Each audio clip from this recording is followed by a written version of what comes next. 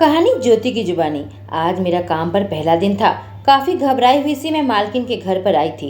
Bell बजाया। जब उन्होंने दरवाजा खोला, उनके चेहरे पर मुस्कान थी। कहा, तुम ज्योति हो? मैंने कहा, हाँ। मालकिन मेरी माँ की उम्र की होंगी। उन्होंने कहा, अंदर आ जाओ। उनका घर बेहद खूबसूरत था। अदिति मैडम ने मुझे बताया, तुम्हें घर का साफ सफाई करनी होगी, खाना बनाना पड़ेगा, बर्तन धोने पड़ेंगे।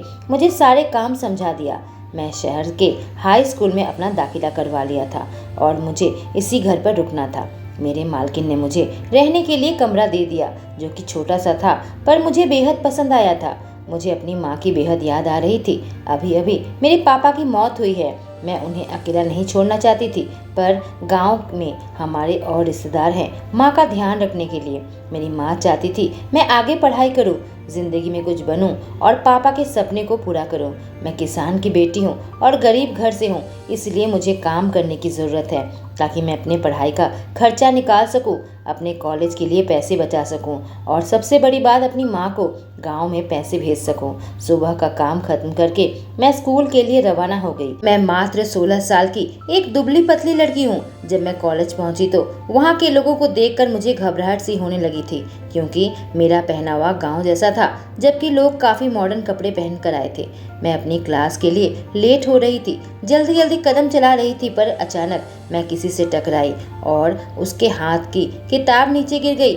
मैं काफी घबरा गई और जल्दी से नीचे बैठकर किताबें उठाने लगी। जब खड़ी होकर मैं वह किताबें उसके मालिक को देने गई, मेरी आंखें बड़ी बड़ी हो गई। मेरे सामने एक बेहद हैंडसम लड़का खड़ा था। चॉकलेट आंखें थी, रंग गोरा था और काफी अच्छी बॉडी बना रखी थी। 6 फुट से अधिक लंबाई थी। एक पल के लिए मैं उसे देखती ही रह गई, लेकिन अगले ही पल मैं अपने सपनों से बाहर आई जब उसने कहा, अंधी हो क्या, देख कर नहीं चल सकती? सामने और 2 लड़का खड़ा था। मुझसे कहा, तुम्हारी हिम्मत कैसे हुई नीरज से टकराने की? एक पल के लिए मेरे गले से आवाज नहीं निकली। फिर मैंने कहा, मुझे माफ करना, मैंने देखा नहीं था, मैं हड़बड़ी में थी। आज मेरे स्कूल का पहला दिन है। एक और लड़का मेरी तरफ देखकर कहा, कैसे कपड़े पहनकर आई हो? तुम्हें पता नहीं है क्या लड़कियां किस तरह से तैयार होकर स्कूल आती है? उसकी तरफ देखती रही और फिर नीरज की ओर देखने लगी, जो मुझे जांच रहा था। मुझे माफ करना कहते हुए मैं वहाँ से जल्दी से निकल गई। जब तक अपनी क्लास में आकर बैठी, मैं जोर जोर से सांस लेने लगी। मैं हाँफ रही थी, लेकिन थोड़ी देर के अंदर वह तीनों लड़के भी उसी क्लास में आ गए। मेरे बगल वाली सीट खाली थी और नीरज आकर मेरे पास बैठ गया। मेरा दिल तेजी से धड़क रहा था। यह यहाँ क्यों बैठ गया, यही सोच रही थी, पर कुछ कहने की हिम्मत नहीं हुई। इसी तरीके से पहला दिन खत्म करके जब मैं मालकिन के घर आई, मैं फ्रेश होकर दोबारा से काम पर लग गई। मालकिन मुस्कुराकर कही, पहले खाना खा लो, उसके बाद काम करना, अच्छी औरत मालूम पड़ती है। मैंने कहा, थैंक यू अदिति मैडम। वह हंसने लगी। कही, बेटी, मेरे घर पर भी एक लड़का है। मैं जानती हूँ तुम्हारी माँ भी होती तो पहले खाना खिलाती। तुम यह बात याद रखना कि अपने कॉलेज के और स्कूल के खर्च निकालने के लिए काम कर रही हो, इसलिए तुम्हें अपना ध्यान भी रखना होगा। मैं अपना काम खत्म की, तभी दरवाजे की बेल बजी। अदिति मैडम शायद कमरे में सो रही थी। मैंने आकर मेन दरवाजा खोला और सामने का नजारा देखकर मेरी आंखें फटी की फटी रह गई। मुझे सदमा सा लगा। मेरे सामने वही लड़का खड़ा था जिससे मैं टकराई थी, नीरज सक्सेना। उसने अपनी आंखें छोटी कर ली। कहा, तुम यहाँ पर क्या कर रही हो? मैंने कहा, तुम यहाँ क्या कर रहे हो बताओगे? जिससे वह और ज्यादा चिढ़ गया। कहा, ये मेरा घर है, तुम घर पर मेरा पीछा करके आ गई। तभी पीछे से अदिति मैडम आ गई। कहने लगी, अरे बेटा, तुम आ गए, आ जाओ, बताओ वीकेंड कैसा रहा डैड के साथ? वह अपनी माँ को देखने लगा। कहा, माँ, यह लड़की कौन है, यहाँ क्यों है? अदिति मैडम मुस्कुराकर कही, यह हमारे घर की नौकरानी है, हमारे घर का सारा काम संभालेगी। नीरज के चेहरे का भाव मैं पढ़ नहीं पाई, पर मुझे ऐसा महसूस हुआ वह गुस्से में है। अदिति मैडम ने आगे जारी रखा, यह गांव से आई है, इसके पास रहने का घर नहीं है, यह दिन भर यहीं रहेगी। फिर मुझसे कहा, ज्योति, नीरज को खाना लगा दो। जाओ नीरज, तुम फ्रेश हो लो। मैंने कहा, जी मैडम, और फिर मैं किचन में आ गई। इसी सोच में थी कि मुझे इस लड़के को झेलना पड़ेगा। आखिर इसकी मेरे साथ प्रॉब्लम क्या है? हमेशा ऐसा क्यों रहता है, खड़ूस जैसा? कहानी नीरज की जुबानी। मैं अपने स्कूल के फुटबॉल टीम का कैप्टन हूँ। मैं अपनी माँ के साथ टेक्सास में रहता हूँ, जबकि मेरे पापा न्यूयॉर्क शिफ्ट हो गए हैं। अगले साल मैं भी अपनी माँ के साथ न्यूयॉर्क शिफ्ट हो जाऊँगा। मेरे पापा ने अपना बिजनेस वहाँ शिफ्ट कर लिया है। 1 साल के अंदर वो वहाँ बिजनेस संभाल लेंगे। और फिर हम वहीं पर चले जाएंगे। मेरे स्कूल में यह आखिरी साल है। स्कूल की छुट्टियों में मैं डैड से मिलने गया था। आज ही वापस आया था। जैसे ही मैं स्कूल में कदम रखा, एक लड़की मुझसे टकराई।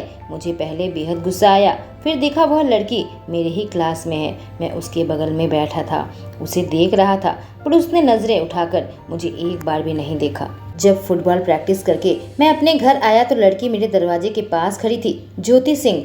जब मेरी माँ ने बताया कि ज्योति यहाँ पर काम करने वाली है और यहीं पर रुकने वाली है, मुझे बेहद गुस्सा आ गया था।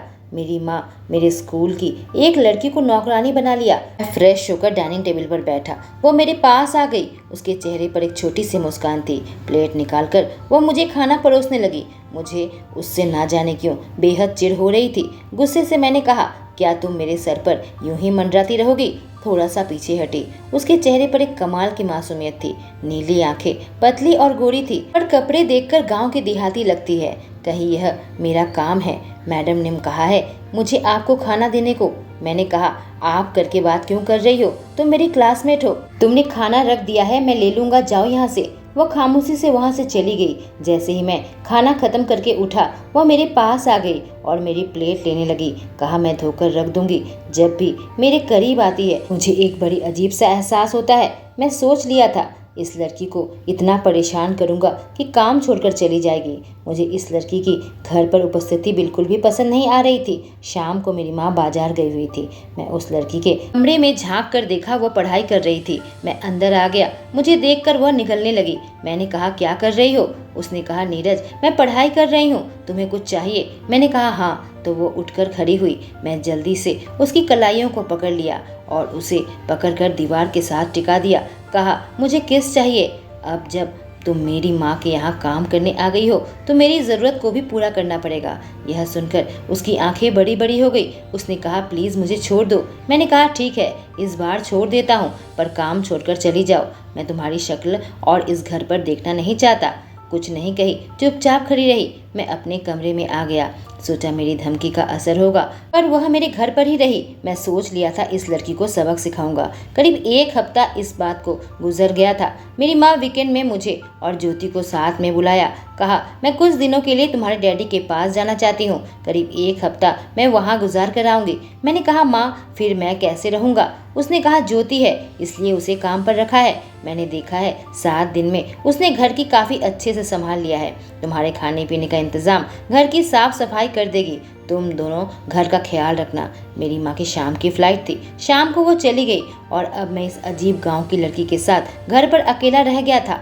कहानी ज्योति की जुबानी। अदिति मैम मुझे अपने बेटे के साथ घर पर अकेला छोड़कर चली गई थी और मेरा दिल काफ़ी जोर से धड़क रहा था। उसने मुझे कुछ दिन पहले धमकी दी थी। उसके बाद से ही मैं अपना कमरा लॉक रखती हूँ और जब नीरज घर पर रहता है मैं मालकिन के आसपास ही रहती हूँ। मुझे नहीं पता अगर मुझसे इतनी नफरत करता है तो क्लास में मेरे साथ क्यों बैठता है, और मुझे महसूस होता है कि वो मुझे देख रहा है, पर मैं गलती से भी उसे नहीं देखती। जब भी मैं नीरज के साथ रहती हूँ मुझे अजीब सी फीलिंग आती है, मैं समझ नहीं पाती। और अब इस घर में हम दोनों ही रह गए हैं, यह सोचकर मेरा दिल घबरा रहा था। आज शनिवार है, यानी 2 दिन हम एक दूसरे के साथ पूरा वक्त गुजारने वाले हैं। मैंने डाइनिंग टेबल पर लंच लगा दिया था और फिर मैं नीरज के कमरे को नॉक किया। थोड़ा देर इंतजार किया पर वह दरवाज़ा नहीं खोला, तो मैं दोबारा से नॉक किया। जब उसने दरवाज़ा खोला और हमारी नज़रें मिली, मेरी आंखें बड़ी बड़ी हो गई। शायद वह नहाकर निकला था, एक टॉवल लपेटे हुए था और शर्ट नहीं पहनी थी। उसकी मसल्स और एब्स मुझे साफ नज़र आ रहे थे। स्कूल में फुटबॉल खेलता है, काफ़ी अच्छी बॉडी है। मेरा दिल उसको देखते ही इतनी तेज़ी से क्यों धड़क रहा है? मैं निगलने लगी। उसके बालों से पानी टपकता हुआ उसके सीने पर टपक रहा था। मुझे ऐसे हाल में पाकर उसके चेहरे पर एक नखरे की मुस्कान आ गई, पर अचानक उसने मेरी कलाई पकड़ी और अपने करीब खींचा। मैं उसके नग्न कठोर सीने से टकराई। उसने अपने हाथों से मेरे बालों को छुआ, एक हाथ से मुझे पकड़ रखा था। कहा, क्या चाहिए तुम्हें?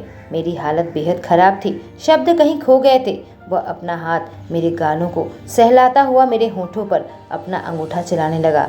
मैंने अपनी उंगली से बाहर की ओर इशारा किया। लंच तैयार है, तुम्हें भूख लगी होगी, बहुत मुश्किल से कहा। पर वह अजीब निगाहों से मुझे देखकर कहा, मुझे तो किसी और चीज़ की भूख लगी है। मैं कुछ नहीं बोल पाई। उसने मुझे छोड़ दिया, फिर कहा तुम जाओ, मैं कपड़े पहन कर आता हूँ। मैं जल्दी से कमरे से निकल गई, पर बाहर आकर मेरी सांसें काफ़ी छोटी चल रही थी। मैं डाइनिंग टेबल के पास आकर खड़ी हो गई। वह भी नखरे की मुस्कान के साथ डाइनिंग टेबल पर आकर बैठ गया। कहा तुम भी साथ खा लो। हम दोनों साथ बैठकर खाने लगे। हमारे बीच में चुप्पी थी। फिर नीरज ने कहा तुमसे कहा था काम छोड़कर चली जाना, तुमने मेरी बात नहीं सुनी। तुम्हें पता भी नहीं कि इसका अंजाम क्या होने वाला है। मुझे कुछ कहना होगा। मेरे लिए यह काम कितना ज़रूरी है इसे बताना पड़ेगा, वरना यह कुछ मेरे साथ गलत ना कर दे। मैंने कहा मैं गरीब किसान की बेटी हूँ नीरज, मेरे पापा की मौत हो गई है। यह काम मेरे लिए बहुत ज़रूरी है। मुझे अपनी माँ को पैसे भेजने पड़ते हैं और कॉलेज के लिए भी मैं बचा रही हूँ। कुछ देर मेरी ओर देखने लगा। कहा माफ़ करना, मुझे पता नहीं था। और कौन कौन है तुम्हारे घर पर? मैंने कहा बस मेरी माँ है। उसके बाद उसने और कुछ नहीं कहा। खामोशी से खाना खाने के बाद उठकर अपने कमरे में चला गया।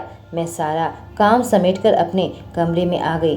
सोचा थोड़ा सो लूं, पर मुझे बड़ा अजीब सा महसूस हो रहा था। सुबह से ही मेरी तबीयत कुछ ठीक नहीं लग रही थी। मैं सो गई। करीब रात के 8:30 बजे दरवाजे पर नॉक हुई। मेरी हल्की नींद खुली, पर मैं उठने की हिम्मत नहीं की थी। तभी दरवाज़ा खोलकर नीरज अंदर आ गया। मुझे लेटा हुआ पाया, मेरे सामने आ गया। कहा तुम लेटी हो, खाने का टाइम हो गया है। कहानी नीरज की जुबानी। ज्योति मजबूरी में काम कर रही थी। जब उसने मुझे बताया उसके पापा नहीं है, मैं खामोश हो गया। मैं उसे काम से निकलवाना चाहता था। शायद मैं ऐसा नहीं करूँगा। रात को देखा तो ज्योति अपने कमरे में ही थी, जिस टाइम पर किचन पर होती है। मैंने सोचा क्या बात है, देखता हूँ कहीं छोड़कर चली तो नहीं गई। ऐसा कुछ हुआ तो मेरी माँ मेरी जान ले लेगी। घबराता हुआ मैं उसके कमरे में आया। दरवाज़ा नॉक किया, कोई आवाज़ नहीं। भगवान, लगता है वह काम छोड़कर चली गई। जैसे ही दरवाज़ा खोला मैं चैन की सांस ली। वह कमरे में थी, लेटी हुई थी। उससे पूछा तुमने खाना नहीं बनाया? उसके पास आकर बैठ गया। क्या हुआ ज्योति, कुछ कह क्यों नहीं रही हो? उसके मुंह से एक आवाज़ निकली। मुझे कुछ सही नहीं लग रहा था। मैं झट से उसकी कलाइयों को पकड़ा। उसका शरीर गर्म था और फिर मैंने उसके माथे पर हाथ रखा, वह भी गर्म था। गालों में हाथ रखा, वह भी गर्म। उसे तो बुखार है, बीमार कैसे पड़ गई? मैंने कहा तुम्हारा शरीर काफ़ी गर्म है। फिर मैंने उसके गले में हाथ रखा और धीरे धीरे मेरा हाथ खींचता हुआ उसकी छाती में चला गया। यह देखकर उसकी आंखें बड़ी बड़ी हो गई। मैंने झट से अपना हाथ हटा लिया। मैंने कहा तुम्हें खाना खाना होगा, उसके बाद दवाई लेनी होगी। जब माँ नहीं है, यह लड़की मेरी जिम्मेदारी है। मैं जल्दी से सूप बनाया और ब्रेड गरम कर लिया और उसके कमरे में आ गया। मैंने कहा चलो खा लो। उसने कहा मेरा मन नहीं कर रहा। मैंने कहा दवाई लेनी होगी। वह टेबल में जाने तक की हालत में नहीं थी। मैंने उसे बिना कुछ सोचे समझे गोद में उठा लिया। एक पल के लिए वह घबरा उठी, लेकिन अगले ही पल उसने मेरी शर्ट को पकड़ लिया और अपना सर मेरे सीने में रख दिया। मैंने उसे चेयर में बैठाया। मैं भी बैठ गया। उसे धीरे धीरे खिलाने लगा, खुद भी खाने लगा। मैंने कहा इतना बुखार कैसे आ गया? उसने कहा सुबह से ही तबीयत ठीक नहीं थी। पता नहीं क्या हुआ मुझे अचानक से। मैंने उसे पकड़ा और उसके गालों में किस कर दिया, जिससे ना सिर्फ वो बल्कि मैं भी चौंक उठा। वो मेरी तरफ देख रही थी, वैसे जैसे उसकी आंखों में सवाल हो। ऐसा क्यों किया? मैंने कहा सॉरी, मैं तुम्हें गुड लक विश कर रहा था। तुम्हें यूँ बीमार देखकर मैं घबरा रहा हूँ।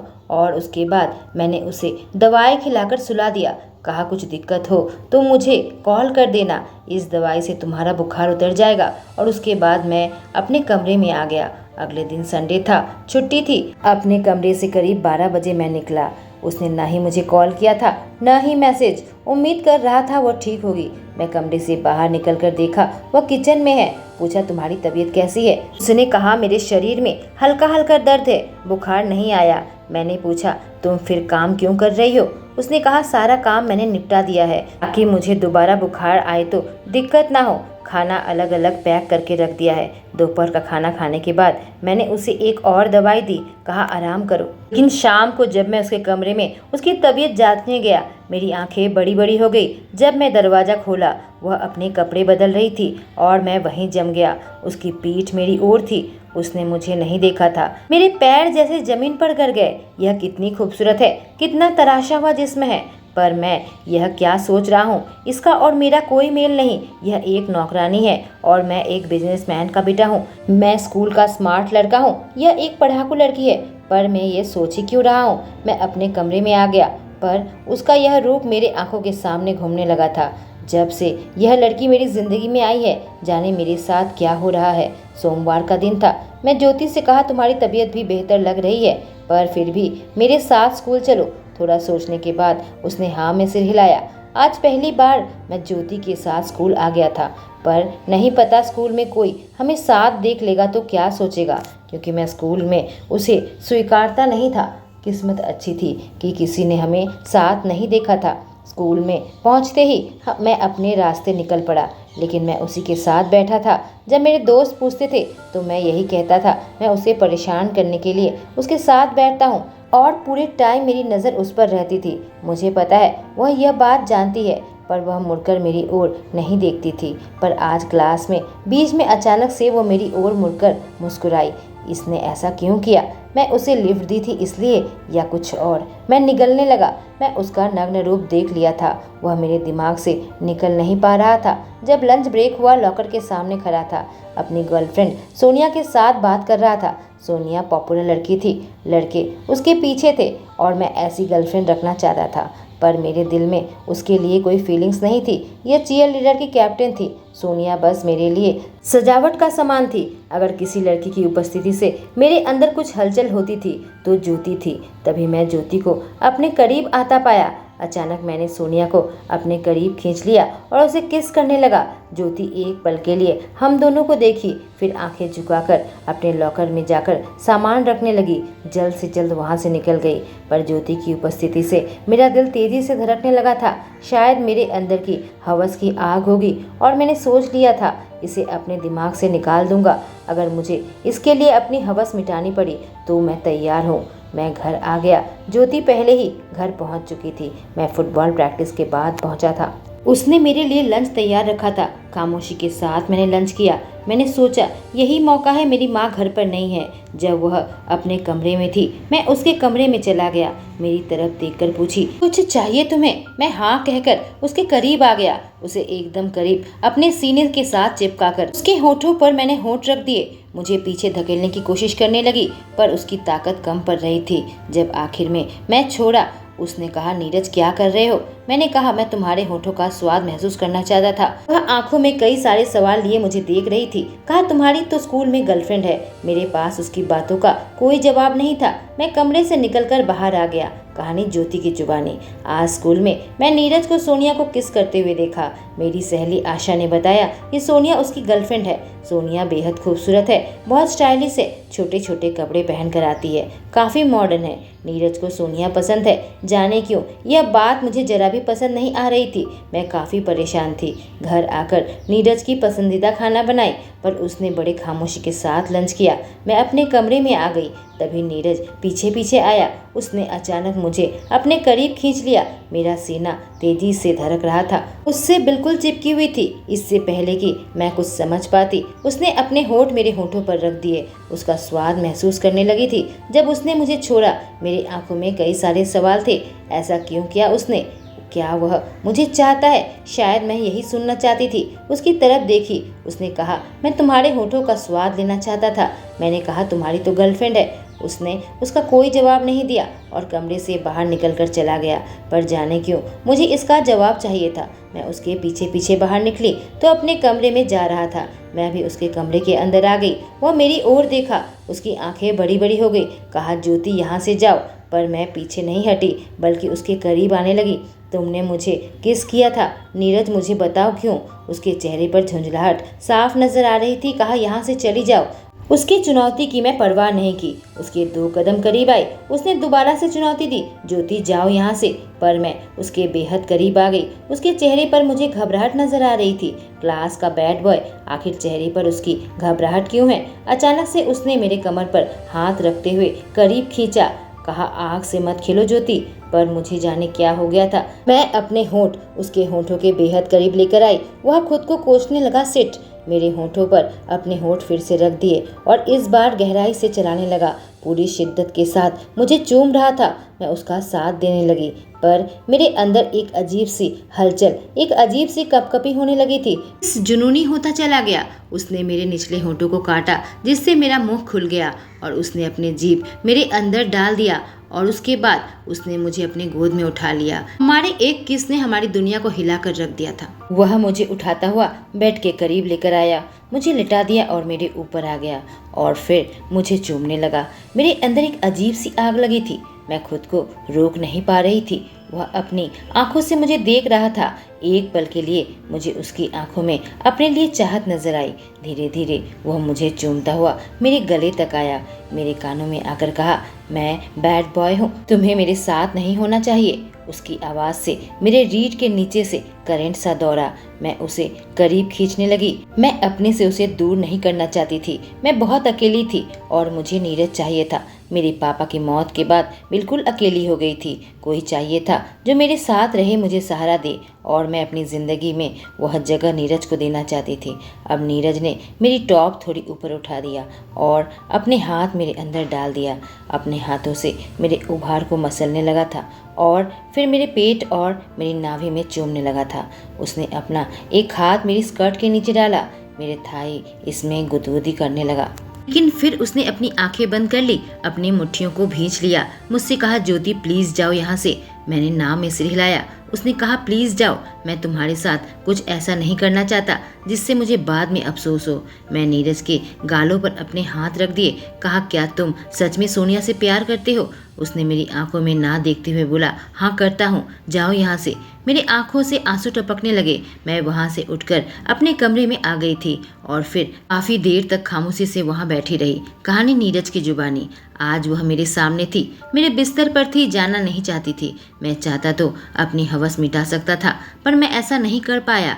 मैं जानता हूँ कि अगर मैं उसके करीब जाता फिर मैं उसे अपने से दूर नहीं कर पाता। उसने पूछा, क्या तुम सोनिया से प्यार करते हो? मैंने कहा, हाँ करता हूँ। यह सुनकर उसकी आंखों से आंसू निकलने लगे थे। मैं उससे कहना चाहता था, यह झूठ है, मैं सोनिया के लिए ऐसा महसूस नहीं करता जैसे ज्योति के लिए करता हूँ, पर मैं उसे तकलीफ नहीं देना चाहता था क्योंकि हमारा रिश्ता लंबा नहीं चलेगा, हम जल्दी अलग हो जाएंगे, फिर हम दोनों तड़पने वाले थे। बेहतर यही होगा कि हम रिश्ता बनाते ही नहीं तो दिल भी नहीं टूटता। साल भर में अपना हाई स्कूल खत्म करके मैं और माँ न्यूयॉर्क शिफ्ट हो गए थे। मुझे नहीं मालूम वह अब कहाँ है। मैं कंपनी का वाइस चेयरमैन बन गया हूँ और मेरे पास लड़कियों की कमी नहीं। कॉलेज आते ही मैं कॉलेज की सबसे हसीन लड़की को अपनी गर्लफ्रेंड बना लिया था और वह अब मेरे साथ मेरे कंपनी में काम करती है। उसका नाम दिया है। वह मेरी सेक्रेटरी का काम करती है और मेरी ज़िंदगी काफ़ी अच्छी चल रही है। दिया 2 महीने के लिए लंदन जाने वाली थी और इस समय काम संभालने के लिए